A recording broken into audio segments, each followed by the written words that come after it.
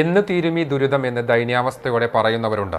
ദേശീയപാത അണ്ടത്തോട് സർവീസ് റോഡിലൂടെയുള്ള യാത്രാ ദുരിതത്തെ തുടർന്നാണ് പുറത്തിറങ്ങാൻ കഴിയാതെ നാട്ടുകാർ ബുദ്ധിമുട്ടിലാകുന്നത്.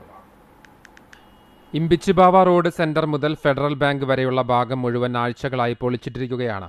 വലിയ അപകടക്കുഴികളും റോഡിലെ ഗതാഗതക്കുരുക്കും പൊടിയും കാരണം യാത്രക്കാരും പ്രദേശത്തെ വ്യാപാരികളും ഒരുപോലെ ദുരിതത്തിലാണ്. അണ്ടത്തോട് അടിപ്പാതയ്ക്ക് പടിഞ്ഞാറ് ഭാഗത്തെ സർവീസ് റോഡ് കാന നിർമ്മാണമാണ് യാത്രക്കാരെ ദുരിതത്തിലാക്കുന്നത്. ഒരു വാഹനത്തിന് കടന്നു പോകാനുള്ള വീതി മാത്രമാണ് റോഡിനുള്ളത്. ബാക്കി ഭാഗം അത്രയും പൊളിച്ചിട്ടിരിക്കുകയാണ്. എതിർദിശകളിൽ നിന്ന് ഒരേ സമയം വാഹനങ്ങൾ വന്നാൽ ഗതാഗതം തടസ്സപ്പെടും.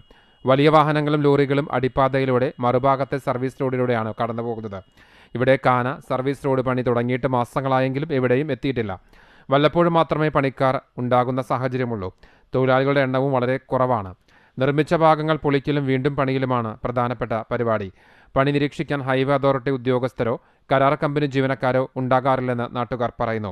ഇതിനാൽ നിർമ്മാണത്തിലെ അപാകത ചൂണ്ടിക്കാണിക്കാൻ പോലും കഴിയാത്ത അവസ്ഥയാണ്. സർവീസ് റോഡിലെ കാന കനോലി കനാലുമായി ബന്ധിപ്പിക്കുന്ന പണിയാണ് അടിപ്പാതയ്ക്ക് സമീപം നടക്കുന്നത്. ഇവിടെ സർവീസ് റോഡിലെ വെള്ളം പോകാൻ 2 കോൺക്രീറ്റ് പൈപ്പുകളാണ് സ്ഥാപിച്ചിട്ടുള്ളത്. മഴക്കാലത്തെ വെള്ളം ഒഴുകിപ്പോകാൻ പൈപ്പ് മതിയാകില്ലെന്ന് നാട്ടുകാർ പറയുന്നു. ഭൂനിരപ്പ് തിട്ടപ്പെടുത്തിയല്ല സർവീസ് റോഡും നിർമ്മിച്ചിരിക്കുന്നത്. ഇതിനാൽ മഴക്കാലത്ത് വെള്ളക്കെട്ടുണ്ടാകുമെന്ന് പ്രദേശവാസികൾ പറഞ്ഞു.